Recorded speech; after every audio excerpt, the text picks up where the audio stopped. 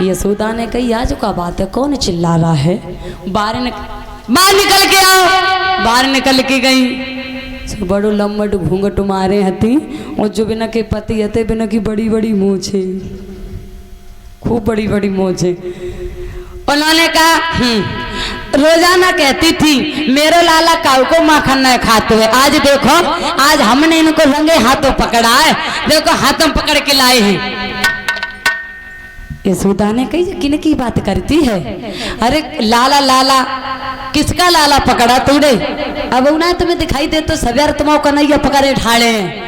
उन्होंने कहा मैया ने हंस के कहा आली घूंघट टाल, देख जरा मुख खोल के है जे किसको लाल। अरे एक बार देख तो ले जे किनको लाला है। जुबान लंबो घूंघट ऊपर करो। सोई बेचारी दांतन के नीचे उंगली दबाई गई, बोली जको कन्हैया बड़ो चालाक है। अब बोली ना यशोदा तुम्हारी कसम मैया, मैं तेरे ही लाला को पकड़ के लाई थी, मगर तेरे लाला बहुत चालाक है, देख रास्ता में हमारे साथ चालाकी कर गया। अगर तुम्हें विश्वास ना है तो हम तुम्हें अब फिर पकड़ के दिखाएं। घबराओ नहीं, जो चोरी करेगा वो कभी न कभी फिर पकड़ा जाएगा। चली गई। अब कन्हैया को मैया समझा रही थी कि जब बता बेटा तेरे घर क्या माखन की कमी है, तू क्यों माखन चुराता है? कन्हैया बोले ना मैया जी, हमें पहले बुला लेती हैं, फिर हम पे सब काम करवा लेती हैं, जब हम कहते हमें माखन दे दो तो हमारे गालन में गुलचा लगाती हैं, हम अपने आप थोड़े ही नहीं जाते हैं। और उन्होंने कहा आज के बाद माखन खाने नहीं जाओगे।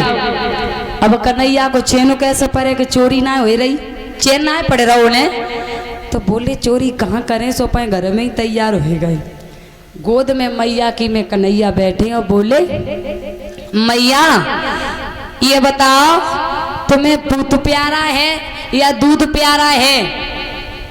तो मैया बोली कैसी बात है कत्तो बेटा, पूत सबे प्यारे होते हैं। सो कन्हैया ने योग माया से हड़ियन में उठत वही दूध को फनाए दो, बाहर निकाल दो सब। सोई मैया ने कन्हैया फेंक दे और दूध संभालने भाग गई। बोले आहा पूत प्यारो है, चिंता मत करो, एक बड़ो सो डंडा उठाओ और दादे परदादे की मखनियां रखी सब फोड़ दी।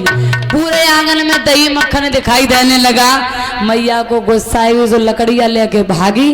अब का कन्हैया पकड़ाई देने वाले हैं। और एक बात का अहंकार, किस अहंकार घमंड, जब किसी के पास घमंड होगा उसके पास भगवान कभी आ नहीं सकते। और घमंड भगवान का भोजन होता है, सबसे पहले उठा लेते हैं। मैया के हाथ में घमंड था, अहंकार लकड़ी थी, पकड़ाई नहीं दिया।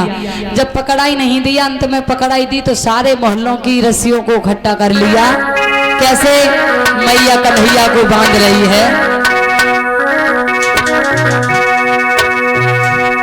कि सुनई लग गई सिराओं में और पुटने लग गई पुछल्लों में, रह गई निठल्लों सी मैया अब रही न डोल मोहल्लों में।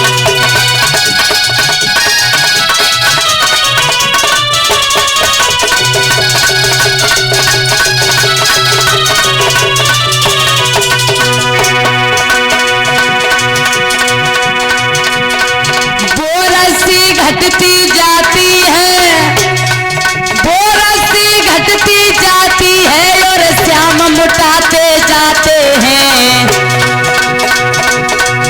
मैया झुझलाती जाती है, मोहन मुस्काते जाते हैं।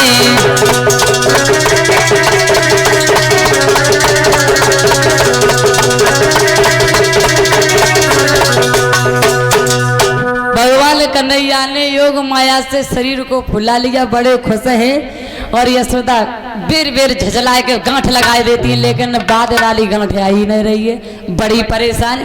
मैया को बांधते बांधते पसीना आ गया। कन्हैया ने देखा कि मैया वो तो परेशान है, ला अब परेशान नहीं करें। सो इस शरीर को पतला कर लिया और बांध दिया। बांधा किससे था मालूम है? जो पहले माताएं जानती होंगी, जो ऊखल होती थी खड़े होकर के धान कूटा करते थे, उस ऊखल से बांधा था कन्हैया को। मैया यशोदा के आंगन में दो वृक्ष खड़े थे, वो ओखल जो थी उन दोनों वृक्ष में जाकर के अटक गई। जब दोनों वृक्ष में अटक गई, भगवान कन्हैया को उन दोनों वृक्षों का भी उद्धार करना था। ये दोनों वृक्ष कौन थे? शंकर जी के वरदान, कुबेर के बेटा मणिग्रीव। शंकर जी का वरदान प्राप्त कर लिया था, इनको घमंड हो गया। एक दिन इन्होंने क्या किया, अपनी दोनों ने मदरा पान किया, शराब को पिया, अपनी पत्नियों के वस्त्रों को उतारा, खुद के वस्त्र उतारे, बिल्कुल नगिन होके ताल में नहाने लगे। देव ऋषि नारद ने देखा तो देव ऋषि नारद ने